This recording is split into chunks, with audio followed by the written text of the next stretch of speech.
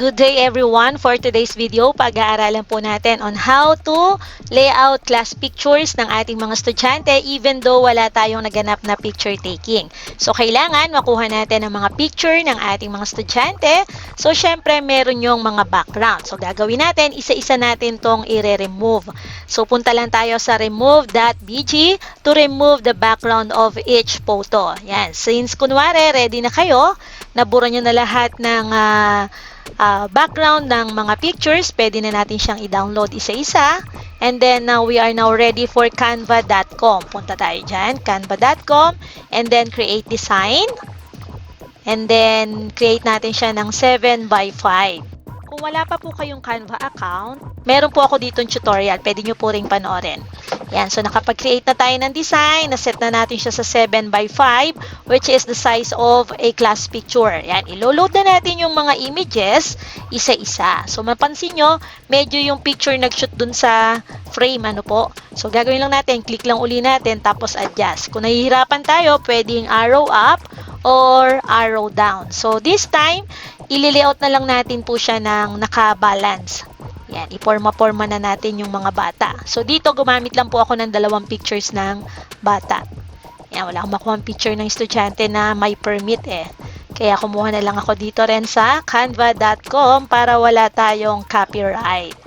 Ayan, so isa-isa, ili-layout natin yung mga pictures ng ating mga estudyante. So, through this, kahit hindi tayo nag-class picture, magkakaroon sila ng remembrance. Ayan, so kanya-kanya na lang silang develop or print kung gusto po nila. Pwede nyo i-send sa kanilang GC. Ayan.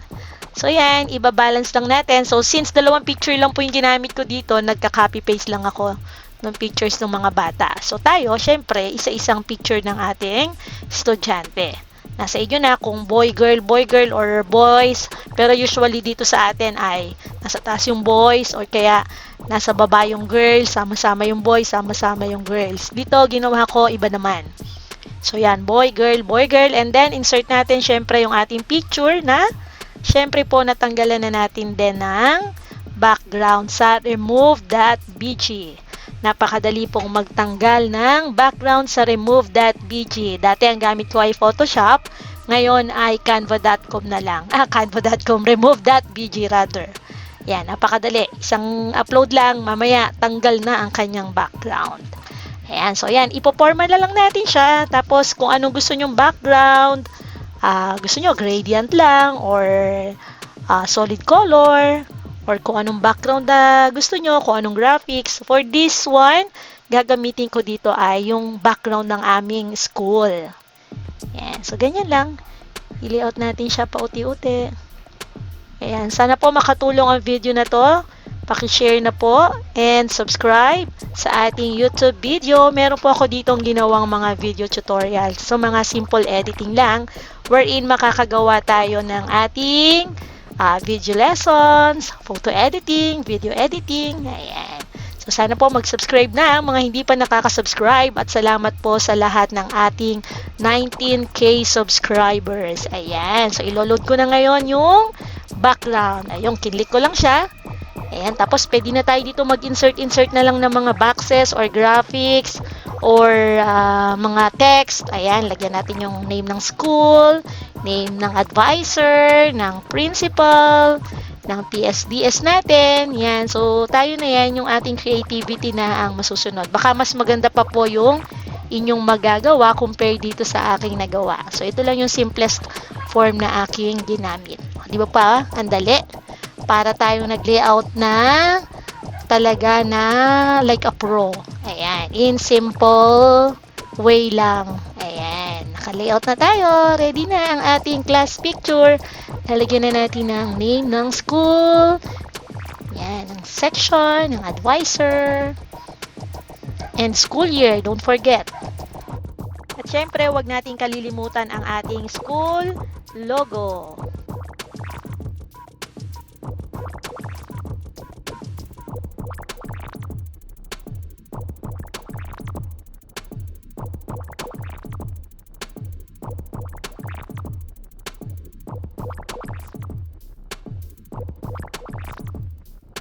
Napakarami pong features ng ating canva.com, lalo na kung tayo ay teacher, kasi yung pro account makukuha lang po natin ng libre, wherein yung mga pictures lahat ay wala ng watermark ng Canva. So ayan, ngayon naman maglalagay na tayo ng principal and district supervisor. Yan, kunwari ito yung ating principal. So ito wala pala siya, may background pa siya. Hanap tayo ng, natanggal ko na yung background. Malilibang talaga kayo dito sa Canva. Minsan ito ang aking stress reliever eh. Pag pagod na ako, napunta lang ako dyan. Kung anong pinagpipindot ko. Ayan. So marami pa po yan. Yung iba dyan hindi ko pa na-open. Pero napakaraming features.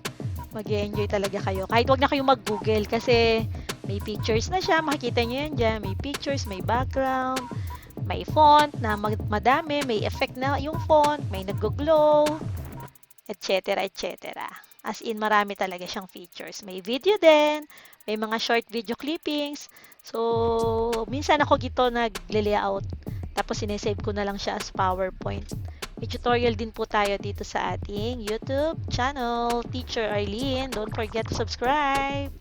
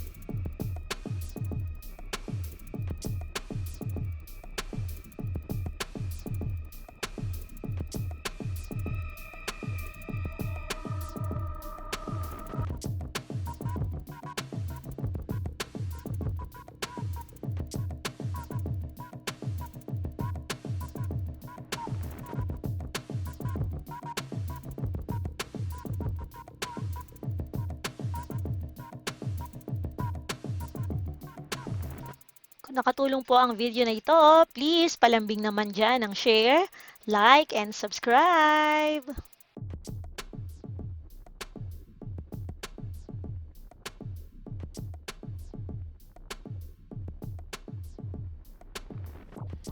Ay, wala pa pala yung aking name. Wala pa yung name ng class advisor.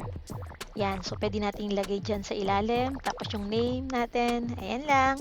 And then, time to save na tayo. Save na natin after natin siyang mabalanse at malagay ng kung ano-anong mga infos needed.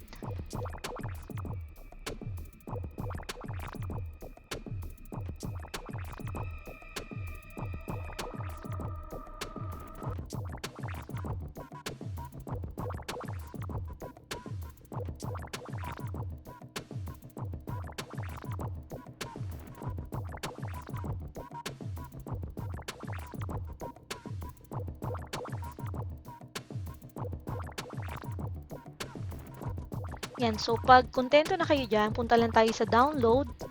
Yan, tapos change natin yung settings, palakihin natin para malinaw. And we're done! Thank you for watching! Bye! Keep safe everyone!